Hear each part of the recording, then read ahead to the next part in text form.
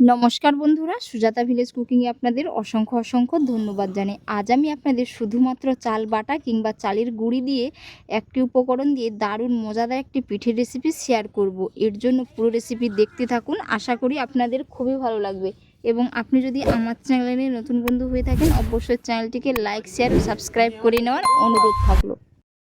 পিঠেগুলো কত সুন্দর হয়েছে, অপরাজিতা ফুলের মতো পিঠেগুলো বানিয়েছি।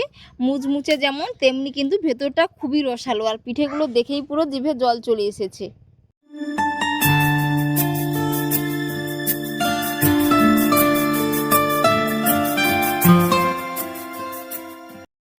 আজ আমি আপনাদের দারুণ মজার একটি পিঠের রেসিপি শেয়ার করব। এর জন্য এখানে আমি 1 কাপ আতপ চাল নিয়েছি। তো চালটা আমি 1 ঘন্টার মতো জলে ভিজিয়ে রেখেছিলাম। আবার এই চালটাকে এবার আমি মিক্সিতে একটি পেস্ট করে নেব। আপনারা চাইলে শিলপাটাতেও পেস্ট করে নিতে পারেন। আর বন্ধুরা, আজকের পিঠেটা কিন্তু আপনারা চালের গুঁড়ো দিয়েও বানিয়ে নিতে পারেন।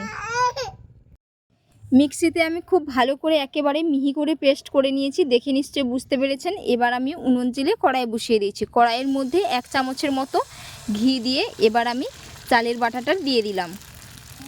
দিয়ে খুব সুন্দর করে একটি ডো তৈরি করে নেব।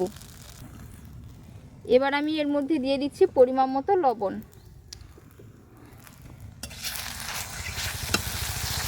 তো এইরকম করে নাড়াচাড়া করে খুব সুন্দর করে একটি ডো তৈরি করে নেব। আর বন্ধুরা, এখানে আমি আতপ চাল নিয়েছি। আপনারা চাইলে সিদ্ধ চালের গুঁড়ো কিংবা আতপ চালের গুঁড়ো দিয়েও কিন্তু পিঠেটা বানিয়ে নিতে পারবেন।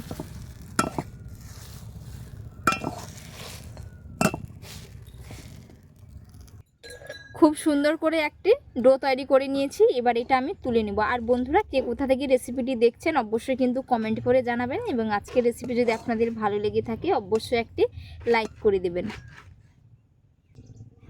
খুব সুন্দর করে একটি ডো তৈরি করে নিয়েছি। তো ডোটা কিছুটা ঠান্ডা হয়ে গেছে। এবার এটাকে আমি হাত দিয়ে একটু ভালো করে ঠেসে নেব। তো এর জন্য হাতে একটু ঘি লাগিয়ে নিচ্ছি।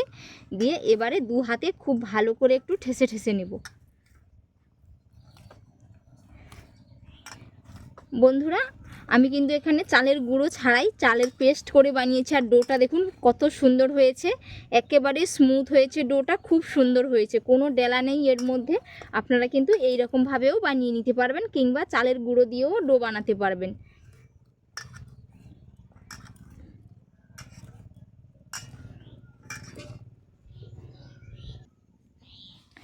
এবার আমি এর থেকে ছোট ছোট করে এইরকম ছোট ছোট সাইজ করে লেচিগুলো কেটে নেব। খুব বেশি বড় করব না লেচিগুলো, একটু ছোট সাইজ করে কেটে নেব। এই যে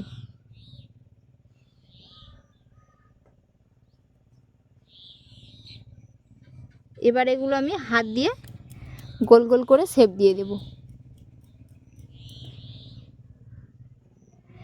ছোট ছোট করে লেচি কেটে নিয়েছি কয়েকটা। আর কয়েকটা আমি যেই রকম আমরা প্রদীপের সলতে বানাই ঠিক একই রকমভাবে কিন্তু আমি এরকম লম্বা লম্বা করে প্রদীপের সলতের মতো এরকম করে বানিয়ে নেব।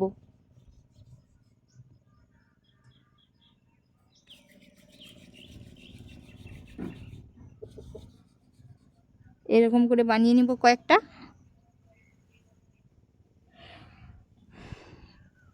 তো এই রকম প্রদীপের সলতের মতো বানিয়ে নিয়েছি। এবার আমি এরকম করে পিঠের শেপ দিয়ে দেব। যেরকম অপরাজিতা ফুল হয় ঠিক একই রকমভাবে। তো এরকম করে একটা লেচি নিয়ে হাত দিয়ে খুব ভালো করে চ্যাপটা করে নিতে হবে। এরকম করে চ্যাপটা করে নেব। দিয়ে এবার আমি এর মধ্যে একটা সলতে দিয়ে এইভাবে একটু মুখটা টেপে নেব। এই যে এরকম করে কিন্তু এক এক করে পিঠেগুলো আমি বানিয়ে নেব।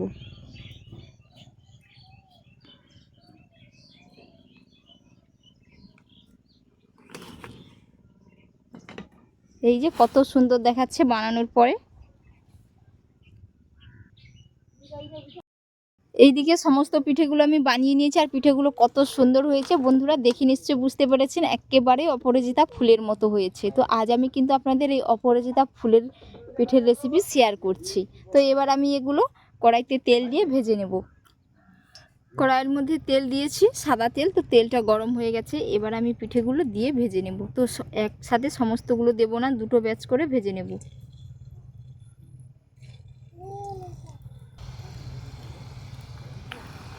এই যে খুব সুন্দর করে কিন্তু ভাজা হয়ে গেছে। এবার আমি এগুলো তুলে নেব, এর থেকে বেশি কিন্তু কালার করব না। আবারও বাকিগুলো ঠিক একই রকমভাবে ভেজে নেব। ভেজে নিয়েছি আর ভাজার পরে কত সুন্দর কালারটা এসছে দেখুন, আর খুবই কিন্তু মুচমুচে হয়েছে। এই যে কত সুন্দর মুচমুচে হয়েছে।